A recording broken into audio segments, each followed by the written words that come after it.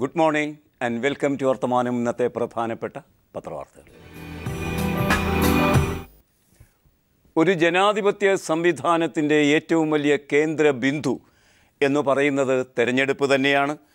അഥവാ ജനാധിപത്യത്തിൻ്റെ പൂക്കാലം തന്നെ തെരഞ്ഞെടുപ്പ് കാലമാണ് എന്ന് നമുക്കറിയാം.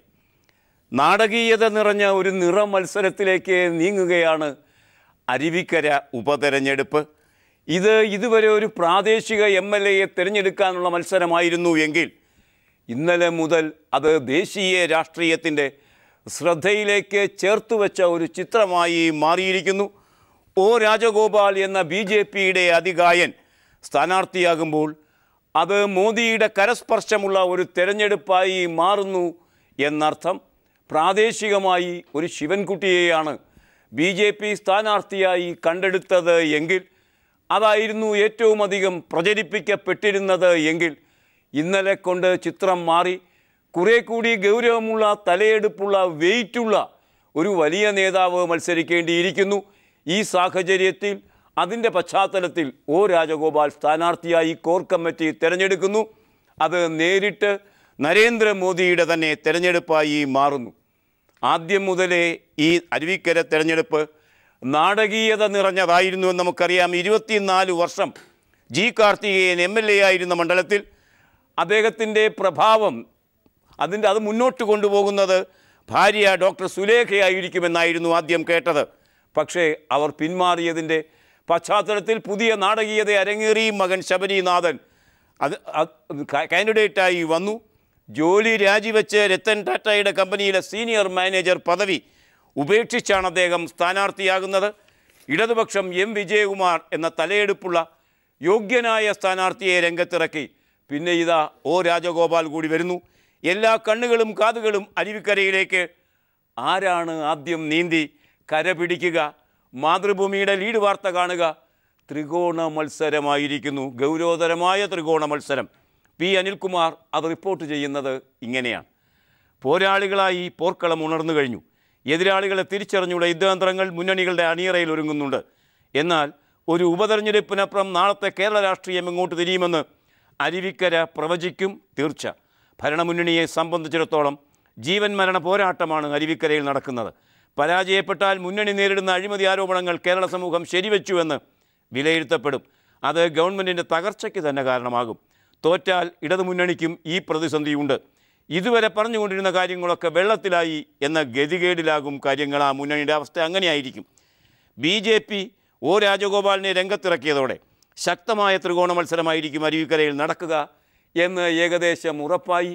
അങ്ങനെ അരുവിക്കര എന്ന മണ്ഡലം, കേരളത്തിൻ്റെ ചെറിയ സംസ്ഥാനമായ കേരളത്തിൻ്റെ ഒരു ചെറിയ പ്രദേശമായ ഈ മണ്ഡലം ഇന്ത്യൻ രാഷ്ട്രീയത്തിൻ്റെ പ്രഥമ പരിഗണനയും ശ്രദ്ധയും അറിയിക്കുന്ന ഗൗരവതരമായ ഒരു മണ്ഡലമായി മാറിയിരിക്കുന്നു. 30 കഴിഞ്ഞ ശബരിനാഥൻ, 60 കഴിഞ്ഞ M വിജയകുമാർ, 80 താണ്ടിയ ഒ രാജഗോപാൽ.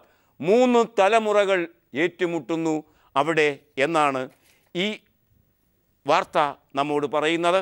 പുതിയ ഒരു പോർമുഖം തുറന്നു കഴിഞ്ഞിരിക്കുന്നു അവിടെ എന്നാണ് ഈ വാർത്ത നമ്മോട് പറയുന്നത്. ഒരു മാസത്തോളം നീണ്ടു നിൽക്കുന്ന തെരഞ്ഞെടുപ്പിൻ്റെ പൂക്കാലത്തിലേക്ക്, അരുവിക്കരയിലേക്ക് കേരളം കടന്നു കഴിഞ്ഞിരിക്കുന്നു. മധ്യവേനൽ അവധി കഴിഞ്ഞു. കളിത്തട്ടുകളിൽ നിന്ന്, അവധിയുടെ ആലസ്യത്തിൽ നിന്നും ഇനി പഠന കളരിയിലേക്ക് കുട്ടികൾ പോകുന്നു. സ്കൂളുകൾ ഇന്നാണ് തുറക്കപ്പെടുന്നത്. അധ്യയന വർഷത്തിൻ്റെ തുടക്കം 27 ലക്ഷം കുട്ടികൾ സ്കൂളുകളിലേക്ക് പോകുന്നു എന്നാണ് കണക്ക്. 2 ലക്ഷം മുതൽ 3 ലക്ഷം വരെ 1-ാം ക്ലാസ്സുകാരാണ്. പുതിയ വേഷം, പുതിയ കുട, പുതിയ ബാഗിൽ വയ്ക്കാൻ പക്ഷേ പുസ്തകങ്ങളൊന്നും റെഡിയായിട്ടില്ല. ഏതായാലും മഴക്കാലവും സ്കൂൾ കാലവും ഒന്നിച്ച് വാതിൽ തുറക്കുന്നു. മംഗളം എന്ന പത്രം അത് ലീഡ് വാർത്തയാക്കിയിരിക്കുന്നത് കാണുക. അധ്യയന വർഷത്തുടക്കം, പാഠം 1, പുസ്തകം, അധ്യാപകർ, യൂണിഫോം ഇല്ലായ്മയിൽ നിന്നാണ് എല്ലാം ആരംഭിക്കുന്നത് എന്ന് മംഗളം ഈ വാർത്തയിൽ നമ്മോട് പറയാതെ പറയുന്നു. VA ഗിരി, VP നിസാർ തിരുവനന്തപുരത്തു നിന്നും മലപ്പുറത്തു നിന്നും ആ വാർത്ത ഒന്നിച്ച് റിപ്പോർട്ട് ചെയ്യുന്നത് ഇങ്ങനെയാണ്. പാളിപ്പോയ പരിഷ്കരണങ്ങളുടെയും തെറ്റിപ്പോയ കണക്കുകളുടെയും ദുരിതമനുഭവിക്കാൻ വിദ്യാർത്ഥികൾ ഇന്ന് സ്കൂളുകളിലേക്ക്. അനിശ്ചിതത്വങ്ങൾക്ക് നടുവിൽ സംസ്ഥാനത്തെ സ്കൂളുകൾ തുറക്കവേ അധ്യാപകരും രക്ഷിതാക്കളും ആശങ്കയിലാണ്. അധ്യാപകർക്ക് ആവശ്യമായ മാർഗനിർദ്ദേശവും വിദ്യാർത്ഥികൾക്ക് പാഠപുസ്തകങ്ങളും ഉറപ്പാക്കാതെയാണ് സ്കൂളുകൾ തുറക്കുന്നത്. കഴിഞ്ഞ മാസം കുട്ടികൾക്ക് ലഭിക്കേണ്ട 86 ലക്ഷം പാഠപുസ്തകങ്ങളുടെ അച്ചടി ഇനിയും തുടങ്ങിയിട്ട് പോലുമില്ല എന്ന് പറയുമ്പോൾ, ഗണപതിക്ക് വെച്ചത് തന്നെ കാക്ക കൊണ്ടുപോയി എന്ന് പറയുമ്പം പാളിപ്പോയ തുടക്കം, അങ്ങനെ ആ തുടക്കം തുറന്ന സ്കൂളുകളിലേക്കാണ് നമ്മുടെ കുട്ടികൾ മഴക്കാലത്തെയും വരവേറ്റുകൊണ്ട് സഞ്ചരിക്കാൻ പോകുന്നത് എന്നാണ് ഈ മംഗളം എന്ന പത്രത്തിലെ വാർത്ത നമ്മോട് പറയുന്നത്. വില കയറുക എന്നത്, വിലക്കയറ്റം എന്തായാലും ഇടത്തരക്കാർക്ക് ആഭിമുഖ്യമുള്ള ഭൂരിപക്ഷമുള്ള കേരള സമ്പദ്ഘടനയിൽ സ്വീകാര്യക്ഷമമായ ഒരവസ്ഥയല്ല ആർക്കും. അത്തരമൊരു സാഹചര്യത്തിൽ ഇന്ന് മെച്ചപ്പെട്ടതല്ലാത്ത ഒരു വാർത്ത, ഒരുപക്ഷെ വിലക്കയറ്റം കൊണ്ടുവരുന്ന ഒരു വാർത്തയാണ് പത്രലോകം നമ്മോട് പറയുന്നത്. സേവന നികുതി ഇന്നു മുതൽ 2% കൂടി 14% ഏറ്റവും അധികം മൊബൈൽ കണക്ഷൻ ഉപയോഗിക്കുന്ന മലയാളികളെ സംബന്ധിച്ചിടത്തോളം ആബാലവൃദ്ധം ജനമന്യേ എല്ലാവരും അതിൻ്റെ ആധിക്യം അനുഭവിക്കും. ട്രെയിൻ യാത്രാ നിരക്ക് കൂടും, ജീവിതത്തിൻ്റെ തന്നെ വില കൂടും. മോദി സർക്കാരിൻ്റെ കന്നി ബജറ്റ് സമ്മാനിച്ച വർധനവ്, ആദ്യത്തെ ബജറ്റിലൂടെയാണ് മോദി അത് പ്രഖ്യാപിക്കുന്നത്. ആ വർധനവ് ഇന്നു മുതൽ ജൂൺ 1 മുതൽ പ്രയോഗത്തിൽ വരും. അതുകൊണ്ട് സേവന നികുതി വർധന ഇന്നു മുതൽ വരുന്നത് കൊണ്ട് വില കുതിക്കും. അങ്ങനെയാണ് സിറാജ് എന്ന പത്രം ആ വാർത്തയ്ക്ക് നൽകിയിരിക്കുന്ന ലീഡ്. മോദി സർക്കാരിൻ്റെ ആദ്യ സമ്പൂർണ്ണ പൊതുബജറ്റിൽ പ്രഖ്യാപിച്ച സേവന നികുതി വർധനവ് ഇന്ന് പ്രാബല്യത്തിൽ വരുന്നതോടെ വിവിധ സേവനങ്ങൾക്കും ഉൽപ്പന്നങ്ങൾക്കും വില വർദ്ധിക്കും. റെസ്റ്റോറൻറ്റുകളിൽ നിന്നുള്ള ഭക്ഷണം, മൊബൈൽ ഫോൺ നിരക്കുകൾ, ട്രെയിൻ യാത്രാ നിരക്ക് എന്നിവ ഇന്നു മുതൽ വർദ്ധിച്ച നിരക്ക് നൽകേണ്ടി വരും. വിലക്കയറ്റം കാരണം പ്രതിമുട്ടിയ സാധാരണക്കാർക്ക് മേലാണ് അമിതഭാരമായി നികുതി വർധനവ് എത്തുന്നത് എന്നും ഈ വാർത്ത പറയുമ്പോൾ, ഇതുകൊണ്ടും തീരുന്നില്ല. ഒരു 2% വർധനവ് കൂടി കൂട്ടിച്ചേർക്കപ്പെടാൻ പോകുന്നു. വൈകാതെ വരും. സ്വച്ഛ ഭാരത് സെസ് 14% സേവന നീതിക്ക് പുറമെ 2% സ്വച്ഛ് ഭാരത് സെസ് ഏർപ്പെടുത്താനും തീരുമാനം. സ്വച്ഛ് ഭാരത് സെസ് കൂടി ഏർപ്പെടുത്തിക്കൊണ്ടുള്ള വിജ്ഞാപനം ഉടൻ പുറത്തിറങ്ങും എന്നാണ് സൂചന. അതുകൊണ്ട് ആ വിജ്ഞാപനം പുറത്തിറങ്ങുന്നതോടെ വീണ്ടും വിലക്കയറ്റമുണ്ടാകും. അങ്ങനെ വിലക്കയറ്റത്തിൻ്റെ കാലത്തിലേക്കാണ് നാം ഇപ്പോൾ സഞ്ചരിക്കുന്നത്, ഈ മഴക്കാലം സഞ്ചരിക്കുന്നത് എന്നാണ് ഈ വാർത്ത നമ്മോട് പറയുന്നത്. പാകിസ്ഥാനുമായി നല്ല ബന്ധമുണ്ടാക്കുക എന്നത് 2 ജനതകളുടെ ആഗ്രഹമാണ്. പക്ഷേ അതൊരിക്കലും സംഭവിക്കുന്നില്ല എന്നത് 2 രാജ്യങ്ങളുടെ നയതന്ത്രത്തിലെ പാളിച്ചയുമാണ്, നയതന്ത്രത്തിലെ പരിമിതിയുമാണ്. ഇന്ന് മാധ്യമം എന്ന പത്രത്തിൻ്റെ ലീഡ് വാർത്ത കാണുക, പാകിസ്ഥാനുമായി ചർച്ചയില്ല എന്ന ഉറച്ച നിലപാട് ഇന്ത്യൻ സർക്കാർ, ഇന്ത്യ ഗവൺമെൻറ് എടുത്തിരിക്കുന്നതാണ്.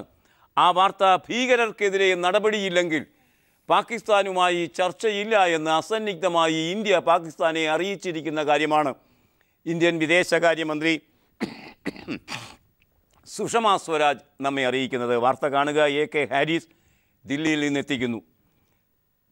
സക്കീർ റഹ്മാൻ ലഖ്വി പോലുള്ള ഭീകരർക്കെതിരെ നടപടിയെടുക്കുന്നത് വരെ പാകിസ്ഥാനുമായി ചർച്ചയില്ല എന്ന് വിദേശകാര്യമന്ത്രി സുഷമ സ്വരാജ് മോദി സർക്കാരിൻ്റെ 1 വർഷത്തെ നേട്ടം വിശദീകരിച്ച് വാർത്താ സമ്മേളനത്തിൽ സംസാരിക്കുകയായിരുന്നു അവർ. പാകിസ്ഥാനോടുള്ള നിലപാടിൽ മോദി സർക്കാരിന് വ്യക്തതയില്ല എന്ന ആക്ഷേപം ശരിയല്ല. എല്ലാ വിഷയങ്ങളും ചർച്ചകളിലൂടെ പരിഹരിക്കണമെന്നാണ് ഇന്ത്യ ആഗ്രഹിക്കുന്നത്. എന്നാൽ ഭീകരതയുടെ നിഴലിൽ ചർച്ച നടക്കില്ല, നടത്തുന്നത് കൊണ്ട് അർത്ഥവുമില്ല എന്നാണ് ഈ വാർത്ത പറയുന്നത്. എന്നാൽ മോദി ഇസ്രയേൽ സന്ദർശിക്കുന്ന ആദ്യ പ്രധാനമന്ത്രിയായി തീരുന്നു. ഒരുപക്ഷെ ആദ്യ വർഷത്തിൽ തന്നെ 20ഓളം രാജ്യങ്ങൾ സന്ദർശിച്ച പ്രധാനമന്ത്രി എന്ന നിലയ്ക്കുള്ള റെക്കോർഡ് സൃഷ്ടിച്ച ആളാണ് പ്രധാനമന്ത്രി നരേന്ദ്രമോദി. അദ്ദേഹം മറ്റൊരു റെക്കോർഡിലേക്ക് സഞ്ചരിക്കുന്നു. ഇസ്രയേൽ സന്ദർശിക്കാൻ പോകുന്ന ആദ്യ പ്രധാനമന്ത്രിയായി അദ്ദേഹം മാറാൻ പോകുന്നു. ആ വാർത്തയും സുഷമ സ്വരാജ് ഇന്നലെ പത്രലോകത്തിന് വിട്ടുകൊടുക്കുകയുണ്ടായി. അത് ഇങ്ങനെയാണ്: പ്രധാനമന്ത്രി നരേന്ദ്രമോദി ഇസ്രായേൽ സന്ദർശിക്കുമെന്നും വിദേശകാര്യമന്ത്രി പറഞ്ഞു. സന്ദർശനത്തിൻ്റെ തീയതി തീരുമാനിച്ചിട്ടില്ല. എന്നാൽ താൻ ഈ വർഷം തന്നെ ഇസ്രയേലും പാലസ്തീനും ജോർദാനും സന്ദർശിക്കും. ഇസ്രയേൽ ഇന്ത്യയുടെ സൗഹൃദ രാഷ്ട്രമാണെന്ന് വിശേഷിപ്പിച്ച മന്ത്രി ഫലസ്തീൻ പ്രശ്നത്തിൽ നിലപാടിലൊരു മാറ്റവും വരുത്തിയിട്ടില്ല എന്ന് വിശദീകരിക്കുന്നുണ്ടെങ്കിലും ഹിന്ദുവും ഈ വാർത്ത ഇന്ന് ലീഡാക്കിയിരിക്കുന്നു. അങ്ങനെ ഇസ്രയേൽ സന്ദർശിക്കുന്ന ആദ്യ പ്രധാനമന്ത്രിയായി മാറാൻ പോകുന്നു നരേന്ദ്രമോദി എന്ന് ഈ വാർത്ത നമ്മോട് പറയുന്നു. ആവർത്തിച്ച് ഭൂമി ഏറ്റെടുക്കൽ നിയമത്തെ ഓർഡിനൻസിൻ്റെ രൂപത്തിൽ അവതരിപ്പിച്ച കാര്യത്തിലുള്ള റെക്കോർഡ് ഒരുപക്ഷെ NDA സർക്കാരിന് നൽകാൻ കഴിയും. അത്രത്തോളം പ്രതിബദ്ധത അക്കാര്യത്തിൽ എന്തായാലും നരേന്ദ്രമോദിക്കുണ്ട്. മൂന്നാമത് തവണയാണ് ഭൂമി ഏറ്റെടുക്കൽ ഓർഡിനൻസിന് നമ്മുടെ രാഷ്ട്രപതി അംഗീകാരം നൽകുന്നത്. ആ വാർത്തയാണ് ദേശാഭിമാനി ഇന്ത്യ ലോകം പേജിൽ നിന്ന് പ്രാധാന്യത്തോടെ തരുന്നത്. സംയുക്ത സമിതി റിപ്പോർട്ട് വരും വരെ ഈ തീരുമാനം, ഓർഡിനൻസ് ഇറക്കാനുള്ള തീരുമാനം മരവിപ്പിക്കണമെന്ന് പോളിറ്റ് ബ്യൂറോ ആവശ്യപ്പെട്ടിരിക്കുന്നു. ഭൂമി ഏറ്റെടുക്കൽ ഓർഡിനൻസിനോട് അങ്ങനെയാണ് CPMൻ്റെ പോളിറ്റ് ബ്യൂറോ പ്രതികരിച്ചിരിക്കുന്നത് കാണുക. ഭൂമി ഏറ്റെടുക്കൽ നിയമ ഭേദഗതി ബില്ലിന്മേൽ സംയുക്ത പാർലമെൻ്ററി സമിതിയുടെ റിപ്പോർട്ടിൻ്റെ അടിസ്ഥാനത്തിൽ പാർലമെൻറ്റ് തീരുമാനം വരും വരെ സർക്കാർ ഇറക്കിയ ഓർഡിനൻസ് മരവിപ്പിക്കണമെന്ന് CPIM പോളിറ്റ് ബ്യൂറോയും അഖിലേന്ത്യാ കിസാൻ സഭയും ആവശ്യപ്പെട്ടിരിക്കുന്നു. ഏതായാലും മോദിയെ സംബന്ധിച്ചിടത്തോളം അങ്ങേയറ്റം പ്രതിബദ്ധനായിരിക്കുന്നു അദ്ദേഹം. കോർപ്പറേറ്റുകളോട് ഈ നിയമം പാസ്സാക്കി കൊടുക്കാമെന്നുള്ള അദ്ദേഹത്തിൻ്റെ ഒരു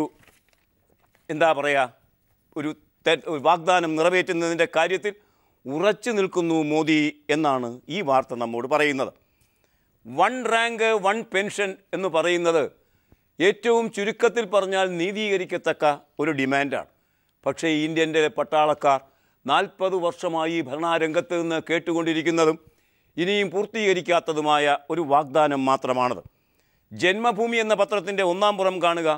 1 റാങ്ക് 1 പെൻഷൻ, ഇത് എൻ്റെ ഉറപ്പാണ് പട്ടാളക്കാരെ, നിങ്ങൾ ദയവായി അത് വിശ്വസിക്കണമെന്നാണ് പ്രധാനമന്ത്രി നരേന്ദ്രമോദി പറയുന്നത്.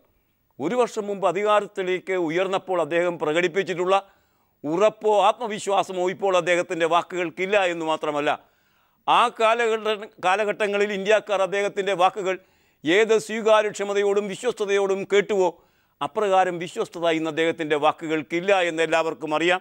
അതുകൊണ്ട് 1 റാങ്ക് 1 പെൻഷൻ എന്ന കാര്യത്തിലും ഉറപ്പിക്കാൻ കഴിയുമോ മോദിയുടെ ഉറപ്പ്? അത് ഒരു പഴയ കീറച്ചാക്കായി പരിണമിക്കുമോ? ഏതായാലും ആ വാർത്തയുടെ വിശദാംശങ്ങൾ കൗതുകകരമാണ്. ഒടുവിൽ മോദി തന്നെ രംഗത്ത് വന്ന് പറയുന്നു, പട്ടാളക്കാരെ സഹായിക്കണം, നിങ്ങൾക്ക് തന്നിരിക്കുന്ന ഉറപ്പിൽ മോദി ഉറച്ചു നിൽക്കുമെന്ന് വിശ്വസിക്കുക. വിശ്വസിക്കാൻ എത്രത്തോളം കൊള്ളും മോദി എന്ന സംശയം വരുന്ന സാഹചര്യത്തിലാണ് ഈ കാര്യം വരുന്നത്. 1 റാങ്ക് 1 പെൻഷൻ എന്ന കാര്യത്തിൽ ഇതെൻ്റെ ഉറപ്പാണ് എന്ന് മോദി പറയുന്നു. ജന്മഭൂമി എന്ന പത്രം 1-ാം പേജിൽ നമ്മോട് പറയുന്നു അതിങ്ങനെ: 1 റാങ്ക് 1 പെൻഷൻ ഉടൻ നടപ്പാക്കുമെന്നത് സൈനികർക്കുള്ള എൻ്റെ ഉറപ്പാണ് എന്ന് പ്രധാനമന്ത്രി നരേന്ദ്രമോദി. അതൊരു സർക്കാർ ജോലിയോ രാഷ്ട്രീയ അജണ്ടയോ അല്ലെന്നും തൻ്റെ ദേശസ്നേഹത്തിൻ്റെ തെളിവാണെന്നും മോദി മൻ കി ബാത് പരിപാടിയിലൂടെ രാജ്യത്തോട് പറഞ്ഞു. ഒരു പ്രധാനമന്ത്രിക്ക് തൻ്റെ ദേശസ്നേഹം പേർത്തും തെളിയിക്കേണ്ടി വരുന്നു എന്ന ഗതികേട് അത്ര നല്ല കാര്യമല്ല മോദിക്കല്ല, ആരുടെ കാര്യത്തിലായാലും. KSRTC പെൻഷൻകാർക്ക് പെൻഷൻ ലഭിച്ചിട്ട് 3 മാസമായി പെൻഷനൊന്നും കൊടുക്കാൻ കേരള ഗവൺമെൻറ്റിന് കഴിയുന്നില്ല. ഏതായാലും ഈ പ്രതിദിനം 25 ലക്ഷം രൂപ നഷ്ടത്തിൽ ഓടുന്ന ഒരു പ്രസ്ഥാനമാണ് KSRTC എന്നാണ് കണക്ക്. അത്തരമൊരു സാഹചര്യത്തിൽ സ്കൂളുകൾ തുറന്നിരിക്കുന്നു, കോളേജുകൾ തുറന്നിരിക്കുന്നു. ഈ സാഹചര്യത്തിൽ വിദ്യാർത്ഥികൾക്കുള്ള കൺസെഷൻ പിൻവലിച്ചുകൊണ്ട് 1.32 ലക്ഷം വിദ്യാർത്ഥികൾക്കാണ് കൺസെഷൻ കൊടുക്കുന്നത്. അങ്ങനെ പിൻവലിച്ചുകൊണ്ട് വരുമാനം വർദ്ധിപ്പിക്കണം എന്ന് KSRTC സംസ്ഥാന സർക്കാരിനോട് ആവശ്യപ്പെട്ടിരിക്കുന്ന വാർത്ത ഡെക്കാൻ ക്രോണിക്കിൾ എന്ന പത്രം ഇന്ന് 1-ാം പേജിൽ തരുന്നു. KSRTC no to free travel for students. വിദ്യാർത്ഥികൾക്ക് സൗജന്യ യാത്ര അനുവദിക്കാൻ ഞങ്ങൾക്കാകില്ല എന്നാണ് KSRTC പറഞ്ഞിരിക്കുന്നത്. അതുകൊണ്ട് തന്നെ ഒരു കത്ത് ഈ കാര്യം വിട്ടുകൊണ്ട് ഒരു കത്ത് KSRTC സർക്കാരിന് കൊടുത്തിരിക്കുന്നു. കൃഷ്ണകുമാർ KE ആണ് ആ വാർത്ത കൊച്ചിയിൽ നിന്ന് റിപ്പോർട്ട് ചെയ്തിരിക്കുന്നത്. സർക്കാരിന് ഏതായാലും അക്കാര്യത്തിൽ KSRTCക്ക് അനുകൂലമായൊരു തീരുമാനമെടുക്കാൻ കഴിയില്ല എന്ന് നമുക്കറിയാം, KSRTCക്കും അറിയാമെങ്കിലും അങ്ങനെ ഒരു കത്ത് നൽകപ്പെട്ടിരിക്കുന്നു. എങ്ങനെയാണ് അതിനെ സർക്കാർ നേരിടാൻ പോകുന്നത് എന്ന് നമുക്ക് കാത്തിരുന്ന് കാണാം. ഇന്ത്യൻ പ്രധാനമന്ത്രി ചുറ്റി സഞ്ചാരത്തിൻ്റെ കാര്യത്തിൽ ബഹുകേമനാണ് എന്ന് പേരെടുത്തു കഴിഞ്ഞിട്ടുണ്ട്. എന്നാൽ ഇന്ത്യൻ പ്രസിഡന്റ് പ്രണബ് കുമാർ മുഖർജി തൻ്റെ വിദേശ സഞ്ചാരം ആരംഭിച്ചിരിക്കുന്നു. ആ വാർത്ത ദീപിക എന്ന പത്രം 1-ാം പുറത്ത് തന്നിരിക്കുന്നു. പ്രണബ് മുഖർജി സ്വീഡനിൽ എത്തിക്കഴിഞ്ഞിരിക്കുന്നു. 5 ദിവസത്തെ സ്വീഡൻ ബെലാറസ് സന്ദർശനത്തിന് പുറപ്പെട്ട രാഷ്ട്രപതി പ്രണബ് കുമാർ മുഖർജി സ്വീഡൻ്റെ തലസ്ഥാനമായ സ്റ്റോക്ക്ഹോമിൽ എത്തിയിരിക്കുന്ന വാർത്തയാണ് ദീപിക ഇന്ന് 1-ാം പുറം വാർത്തയായി നമുക്ക് തരുന്നത്. വിഴിഞ്ഞത്തെ സംബന്ധിച്ച് അദാനിയുടെ താൽപ്പര്യങ്ങൾക്ക് മുന്നിൽ ആ തുറമുഖത്താണ് വിഴിഞ്ഞമെന്ന പദ്ധതി നങ്കൂരമിട്ടിരിക്കുന്നത്. അതേ സംബന്ധിച്ച ചർച്ചകൾ ഇപ്പോഴും തുടരുന്നുണ്ട്. ആ ചർച്ചകളുടെ ഇടയിൽ ഒരു വ്യത്യസ്ത അഭിപ്രായമാണ് ദേശാഭിമാനി മുന്നോട്ട് വച്ചിരിക്കുന്നത്. വിഴിഞ്ഞത്തെ സംബന്ധിച്ച് ദോഷകരമായ വ്യവസ്ഥകൾ മാറ്റണം എന്ന് LDF ഇന്നലെ തീരുമാനിച്ച് സർക്കാരിനെ അറിയിച്ചിരിക്കുന്ന കാര്യം ദേശാഭിമാനി അതിൻ്റെ ലീഡ് വാർത്തയിൽ തരുന്നു. വിഴിഞ്ഞം തുറമുഖ പദ്ധതി നടപ്പാക്കുമ്പോൾ സംസ്ഥാനത്തിന് വൻ ദോഷമുണ്ടാക്കുന്ന വ്യവസ്ഥകൾ മാറ്റണമെന്ന് ഇടതുപക്ഷ ജനാധിപത്യ മുന്നണി സംസ്ഥാന കമ്മിറ്റി യോഗം ആവശ്യപ്പെട്ടു. പദ്ധതി സംബന്ധിച്ച് ദുരൂഹതകളും അവ്യക്തതകളും നീക്കണമെന്നും യോഗത്തിന് ശേഷം കൺവീനർ വൈക്കം വിശ്വൻ വാർത്താ സമ്മേളനത്തിൽ പറഞ്ഞു. പൊതുവായി സമവായമുണ്ടാക്കുന്നതിന് സർവകക്ഷി യോഗം വിളിച്ചിട്ടുണ്ട്. പക്ഷേ സർവകക്ഷി യോഗത്തിൽ തന്നെ ഇതുമായി ബന്ധിപ്പിച്ച ചർച്ചകൾ, സ്വകാര്യവും ആയ ചർച്ചകളടക്കം എല്ലാ കാര്യങ്ങളും സംസാരിക്കണമെന്നാണ് ആവശ്യപ്പെടുന്നത്. അദാനിയുമായി മുഖ്യമന്ത്രി നടത്തിയ രഹസ്യ ചർച്ചയിൽ എന്താണ് ധാരണ ഉണ്ടാക്കിയതെന്ന് വ്യക്തമാക്കണം. 800 കോടിക്ക് വേണ്ടി അദാനി ഗ്രൂപ്പിന് കൈമാറുന്നത് 6000 കോടി രൂപ വിലയുള്ള ഭൂമിയാണ് എന്ന ആക്ഷേപം LDF നേരത്തെ ഉന്നയിച്ച് കഴിഞ്ഞതാണ്. കേരളത്തിൽ പുതിയ DGP അധികാരമേറ്റു. വാഹന പരിശോധനാ രീതികളിൽ മാറ്റം വരുത്തുമെന്ന് പുതിയ DGP TP സെൻകുമാർ പ്രസ്താവിച്ചിരിക്കുന്ന കാര്യം അദ്ദേഹത്തിൻ്റെ അധികാരമേൽക്കൽ ചടങ്ങിൻ്റെ ചിത്രമടക്കം മാതൃഭൂമി വാർത്തയും വീക്ഷണവും പേജിൽ തരുന്നു. അതിങ്ങനെ: രാത്രികാല വാഹന പരിശോധനാ രീതികളിൽ 15 ദിവസത്തിനുള്ളിൽ കാതലായ മാറ്റങ്ങൾ വരുത്തുമെന്ന് സംസ്ഥാന പോലീസ് മേധാവി TP സെൻകുമാർ. പോലീസ് മേധാവിയായി ചുമതലയേറ്റ ശേഷം മാധ്യമങ്ങളോട് സംസാരിക്കുകയായിരുന്നു അദ്ദേഹം. നീതിപൂർവവും ഉത്തമ വിശ്വാസത്തോടെയും ഉദ്യോഗസ്ഥർ ചെയ്യുന്ന കാര്യങ്ങൾക്ക് എല്ലാ തരത്തിലുള്ള പിന്തുണയും ഉണ്ടാകും. അതേസമയം ക്രിമിനലുകളുമായി ബന്ധമുണ്ടെന്ന് തെളിയിക്കപ്പെട്ടാൽ അത്തരം പോലീസ് ഉദ്യോഗസ്ഥർക്കെതിരെ നടപടിയുണ്ടാകുമെന്ന് ഉറപ്പ് പറഞ്ഞിരിക്കുന്നു TP സെൻകുമാർ എന്ന പുതിയ DGP. നടപടിയെടുക്കാനുള്ള സമയം പോലും അദ്ദേഹത്തിന് പൂർണ്ണമായി ലഭിക്കുമോ? ഇതൊരു നടപടി കാര്യമാണെങ്കിൽ, കാരണം അത്രത്തോളം സന്നിഗ്ധമാണ് പോലീസ് സേനയിലെ സ്വകാര്യ ബന്ധങ്ങൾ എന്ന് ആർക്കാണ് അറിഞ്ഞുകൂടാത്തത്?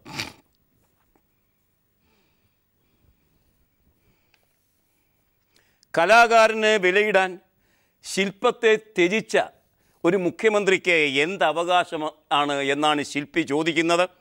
മലയാള മനോരമ ആ ചോദ്യം വർത്തമാനം പുറത്ത് ഇന്ന് തന്നിരിക്കുന്നു. കാണുക: അക്ഷരശില്പം 2 ലക്ഷം രൂപ കാനായി തിരിച്ചു കൊടുത്തു. കോട്ടയം പബ്ലിക് ലൈബ്രറിക്കും മുൻപിലെ അക്ഷരശില്പം നിർമ്മാണത്തിനുള്ള ഉപഹാരമായി നൽകിയ 2 ലക്ഷം രൂപയുടെ ചെക്ക് ശില്പി കാനായി കുഞ്ഞിരാമൻ ലൈബ്രറി അധികൃതർക്ക് മടക്കി നൽകി. അക്ഷരശില്പം കോട്ടയത്തിനായുള്ള സേവനവും സംഭാവനയുമാണെന്ന് അദ്ദേഹം പറഞ്ഞു. കേരളത്തിന് വെളിയിൽ ഇത്തരമൊരു ശില്പം പൂർത്തീകരിക്കണമെങ്കിൽ 10 കോടി രൂപയെങ്കിലും നിർമ്മാതാവിന് നൽകേണ്ടി വരും. എന്നിട്ടും പ്രതിഫലം ചോദിക്കാതിരുന്ന തനിക്ക് 2 ലക്ഷത്തിൻ്റെ ചെക്ക് നൽകിയതും ഉദ്ഘാടനത്തെത്തിയ മുഖ്യമന്ത്രി വിളക്ക് കൊളുത്തി ഉദ്ഘാടനം നടത്തിയ ശേഷം ശില്പം കാണാൻ നിൽക്കാതെ മടങ്ങിപ്പോയതും വേദനാജനകമായെന്ന് കാനായി പറഞ്ഞു. തിരക്കിട്ട അതിവേഗം ബഹുദൂരം ഓടിത്തീർക്കുകയാണ് നമ്മുടെ മുഖ്യമന്ത്രി. ആളുകളുടെ ബഹളം കാരണം ഓടാൻ കഴിയാതെ, നിൽക്കാൻ കഴിയാതെ ഓടിക്കൊണ്ടിരിക്കുകയാണ് അദ്ദേഹം എന്നാണ് പറയേണ്ടത്. ഏതായാലും അങ്ങനെ ഓടിക്കൊണ്ടിരിക്കുന്നതിനിടയിൽ ഈ ശില്പമൊന്ന് തിരിഞ്ഞു നോക്കാനുള്ള സൗമനസ്യം അദ്ദേഹം കാണിച്ചില്ല എന്ന ദുഃഖം കാനായി കുഞ്ഞിരാമൻ പത്രക്കാരുമായി പങ്കിടുകയും ചെയ്തു. ട്രോളിംഗ് നിരോധനം കേരളത്തിന് ജൂൺ 15 മുതൽ ജൂലൈ ഒടുവിൽ വരെ. എന്നാൽ കേന്ദ്രം അത് സ്റ്റിപ്പുലേറ്റ് ചെയ്തിരിക്കുന്നത് ജൂൺ 1 മുതലാണ്. അതേതായാലും കേരള സർക്കാർ അംഗീകരിച്ചിട്ടില്ല. മലയാള മനോരമ അത്തരം നല്ല നല്ല വാർത്തകളാണ് ഒന്നാം പേജിൽ തന്നിരിക്കുന്നത്. കാണുക: ട്രോളിംഗ് നിരോധനം കേരളത്തിൽ 15 മുതൽ. ഇന്നു മുതൽ ജൂലൈ 31 വരെ ട്രോളിംഗ് നിരോധനം ഏർപ്പെടുത്തുമെന്ന് കേന്ദ്ര സർക്കാർ നിർദ്ദേശം നടപ്പാക്കാനാകില്ല എന്ന് സംസ്ഥാന സർക്കാർ. കേരളത്തിൽ വർഷങ്ങളായി 47 ദിവസത്തെ ട്രോളിംഗ് നിരോധനമാണ് ഏർപ്പെടുത്തുന്നതെന്നും ഈ വർഷവും ജൂൺ 15 മുതൽ ജൂലൈ 31 വരെ ആയിരിക്കും ട്രോളിംഗ് നിരോധനമെന്നും സർക്കാർ വ്യക്തമാക്കി കഴിയുന്നു. ഏതായാലും 11-12 നോട്ടിക് കിലോമീറ്ററിനപ്പുറത്തേക്ക് നമ്മുടെ മത്സ്യബന്ധന മേഖലയിലെ തൊഴിലാളികൾക്ക് സഞ്ചരിക്കാൻ കഴിയുമോ? അത് പുതിയ പ്രശ്നങ്ങൾ സൃഷ്ടിക്കുമോ എന്നതെല്ലാം കണ്ടു തന്നെ അറിയണം എന്നാണ് ഈ വാർത്ത നമ്മോട് പറയുന്നത്. വന്ധ്യയായ ഒരു സ്ത്രീക്ക് ഗർഭസ്ഥം നൽകാം എന്ന് പറഞ്ഞ് 15 ലക്ഷം രൂപ തട്ടിച്ച ഒരു മന്ത്രവാദിയുടെ കഥ പ്രബുദ്ധ കേരളം ഇന്ന് മുന്നോട്ട് വയ്ക്കുന്നു. വാർത്താലോകം അത് മുന്നോട്ട് വയ്ക്കുന്നു. കേരളകൗമുദി ആ വാർത്ത പേർത്തും നാം വായിക്കണമെന്ന് ഉറപ്പിച്ചിരിക്കുന്നത് കൊണ്ട് അത് ഒന്നാം പേജിൽ തന്നെ തന്നിരിക്കുന്നു. സചിത്രമാണ് ഈ അന്ധവിശ്വാസത്തിൻ്റെ വാർത്ത. ഗർഭത്തട്ടിപ്പ് 15 ലക്ഷം കൈക്കൈയാക്കിയ അമ്മയും മകനും അറസ്റ്റിൽ. മന്ത്രവാദത്തിലൂടെ ഗർഭം ധരിപ്പിക്കാമെന്ന് പറഞ്ഞ് ദമ്പതികളെ പറ്റിച്ച് 15 ലക്ഷം രൂപ തട്ടിയ കേസിൽ അമ്മയും മകനും അറസ്റ്റിലായി. വെള്ളവും പാലിൽ കലക്കിയ പൊടിയും കഴിച്ചപ്പോൾ ഛർദിയുണ്ടായി. ഉദരം വീർത്തു വരികയും ചെയ്തു. വിശ്വാസം തോന്നിയതിനെ തുടർന്ന് 3 മാസമായി കഴിച്ചു വരികയായിരുന്നു. സ്കാൻ ചെയ്യുന്നതും ഡോക്ടർമാരെ സമീപിക്കുന്നതും വിലക്കിയിരുന്നു. ശരീരത്ത് പുരട്ടാൻ എണ്ണയും നൽകി. 3 മാസമായി ഛർദിയും വയറുവീക്കവും സഹിച്ച ശേഷം സംശയം തോന്നി സ്കാൻ ചെയ്തപ്പോഴാണ് കള്ളി പൊളിഞ്ഞത്. അങ്ങനെ കള്ളി പൊളിയാൻ 3 മാസം മന്ത്രവാദിയുടെ മുന്നിൽ ചമ്രം പണിഞ്ഞിരുന്നു. പഠിപ്പും വിവരവും വിദ്യാഭ്യാസവുമുള്ള ഈ ആളുകളെന്ന് കൂടി പത്രത്തിൽ പറയുമ്പോൾ മന്ത്രവാദത്തിന് ഇപ്പോഴും കേരളത്തിൽ പ്രസക്തി ഉണ്ടായിരിക്കുന്നു, നിലനിൽക്കുന്നു എന്നാണ് ഈ വാർത്ത നമ്മോട് പറയുന്നത്. ഇനി ഇന്നത്തെ മുഖപ്രസംഗങ്ങൾ.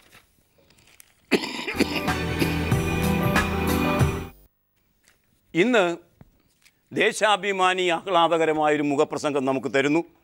ത്രിപുരയിൽ അഫ്സ്പ പിൻവലിക്കാൻ തീരുമാനിച്ചിരിക്കുന്ന വിവരത്തെ മുൻനിർത്തി, ആ തീരുമാനത്തെ മുൻനിർത്തി അതിനെ ശ്ലാഘിച്ചുകൊണ്ട് ദേശാഭിമാനി എഴുതുന്ന ലേഖനം കാണുക. ത്രിപുര വഴികാട്ടുന്നു. 18 വർഷമായി ത്രിപുരയിൽ നിലവിലുണ്ടായിരുന്ന സായുധസേന പ്രത്യേക അധികാര നിയമം അഫ്സ്പ പിൻവലിക്കാൻ മാണിക് സർക്കാർ നേതൃത്വമുള്ള ഇടതുപക്ഷ മുന്നണി സർക്കാർ തീരുമാനിച്ചു. മെയ് 27-ന് ചേർന്ന മന്ത്രിസഭാ യോഗമാണ് ഇക്കാര്യം അന്തിമമായി തീരുമാനിച്ചത്. അഫ്സ്പ നിയമം റദ്ദാക്കാൻ നേരത്തെ തന്നെ ആലോചിച്ചെങ്കിലും സുരക്ഷാ വിഭാഗങ്ങളുടെ അനുമതി ലഭിക്കാത്തതിനെ തുടർന്നാണ് തീരുമാനം വൈകിയത് എന്ന് മന്ത്രിസഭാ യോഗത്തിന് ശേഷം അഗർത്തലയിൽ നടത്തിയ വാർത്താ സമ്മേളനത്തിൽ മുഖ്യമന്ത്രി മാണിക് സർക്കാർ അറിയിക്കുകയുണ്ടായി. 6 മാസത്തിലൊരിക്കൽ പുനഃപരിശോധനയ്ക്ക് വിധേയമാക്കി സുരക്ഷാ ഏജൻസികളുടെ റിപ്പോർട്ടനുസരിച്ച് അഫ്സ്പ നീട്ടുകയായിരുന്നു പതിവ്. മെയ് 30-ന് 6 മാസം കാലാവധി പൂർത്തിയാകാനിരിക്കെയാണ് ക്രമസമാധാന നില സൂക്ഷ്മ പരിശോധനയ്ക്ക് വിധേയമാക്കിയ ശേഷം നിയമം പിൻവലിക്കാമെന്ന് സുരക്ഷാ ഏജൻസികൾ ശുപാർശ ചെയ്തത്. അങ്ങനെ ആ നിയമം അവിടെ നിന്ന് പിൻവലിക്കപ്പെട്ടിരിക്കുന്നു എന്ന നല്ല വാർത്തയാണ് ദേശാഭിമാനി ഇന്ന് അതിൻ്റെ മുഖപ്രസംഗത്തിലൂടെ തരുന്നത്. അഫ്സ്പ നിയമം പിൻവലിച്ച ത്രിപുര സർക്കാരിൻ്റെ നടപടി പരക്കെ സ്വാഗതം ചെയ്യപ്പെട്ടിട്ടുണ്ട്. 15 വർഷമായി അഫ്സ്പക്കെതിരെ നിരാഹാര സമരം നടത്തുന്ന ഇറോം ശർമിള മുതൽ കേന്ദ്ര ആഭ്യന്തരമന്ത്രി പി ചിദംബരം വരെ ത്രിപുര സർക്കാരിൻ്റെ നടപടിയെ ശ്ലാഘിക്കുകയുണ്ടായി. അഫ്സ്പ നിയമം പിൻവലിച്ചുള്ള ജമ്മു കാശ്മീർ, അസം, മണിപ്പൂർ, നാഗാലാൻഡ്, അരുണാചൽ പ്രദേശ് എന്നീ സംസ്ഥാനങ്ങളിൽ നിന്നെല്ലാം തന്നെ ത്രിപുരയുടെ പാത പിന്തുടരണമെന്ന ആവശ്യം ഉയർന്നിട്ടുണ്ട്. ജനങ്ങളെ അണിനിരത്തി തീവ്രവാദത്തെ എങ്ങനെ നേരിടാമെന്നും സമാധാന അന്തരീക്ഷം പുനഃസ്ഥാപിക്കാമെന്നും കൊച്ചു സംസ്ഥാനമായ ത്രിപുര കാണിച്ചു തരികയാണ്. ഈ പാത പിന്തുടരാൻ കേന്ദ്രവും സംസ്ഥാനങ്ങളും തയ്യാറായാൽ അത് രാഷ്ട്രവികാസത്തിന് വഴിയൊരുക്കും. ഒരു നല്ല തുടക്കം ത്രിപുര മുന്നോട്ട് വച്ചിരിക്കുന്നു എന്നാണ് ഈ വാർത്ത നമ്മോട് പറയുന്നത്. ഇനി ഇന്നത്തെ കാർട്ടൂൺ. പൊതുവിൽ പെൻഷൻ നൽകുന്ന എന്ന നയത്തോട് നവസാമ്പത്തിക നയക്കാർക്ക് ഒട്ടും യോജിപ്പില്ല. നമ്മുടെ പ്രധാനമന്ത്രി നരേന്ദ്രമോദിയും ആ നിലയ്ക്ക് ചിന്തിക്കുന്ന ഒരാളാണ്. പെൻഷനൊക്കെ മോശം കാര്യമാണ് എന്ന് അദ്ദേഹം ചിന്തിക്കും. ഈ കാർട്ടൂൺ കാണുക. പെൻഷൻ പദ്ധതിയുടെ ഒരു പൊളിഞ്ഞ ടാങ്കാണ് നാം ആദ്യം കാണുന്നത്. ആ ടാങ്കിനടുത്ത് തുടർന്ന് കണ്ടാൽ മോദിയും അതുപോലെ ഒരു സൈനികനും നിൽക്കുന്നതും നമുക്ക് കാണാം. ഞങ്ങൾ ഒരു റാങ്കിന് ഒരു പെൻഷൻ എന്ന നയത്തിൽ ഉറച്ചു നിൽക്കുമെന്ന് മോദി പറയുമ്പോൾ ആ പ്രസ്താവത്തിലെ കാപട്യം കേശവ് എന്ന കാർട്ടൂണിസ്റ്റ് ഈ കാർട്ടൂണിൽ ഹിന്ദുവിലൂടെ നമ്മോട് പറയുന്നു. ഇനി ഇന്നത്തെ ചിത്രം. തൻ്റെ ഊഴം കഴിഞ്ഞു. മുൻ DGP ബാലസുബ്രഹ്മണ്യം അടിത്തൂൺ പറ്റി പുതിയ DGP TP സെൻകുമാർ ചുമതലയേറ്റു. ഈ ചിത്രം കാണാം. ഭരണം ഒരു ദണ്ഡാണ്, ദണ്ഡിക്കുന്ന വടിയാണ്. ആ ദണ്ഡ് പുതിയ DGPക്ക് കൈമാറുന്ന ചിത്രം ദീപിക ഒന്നാംപുറം നമുക്കിന്ന് തന്നിരിക്കുന്നു. ഈ ചിത്രത്തോടെ ഇന്നത്തെ വർത്തമാനം ഇവിടെ സമാപിക്കണേ. Nice day.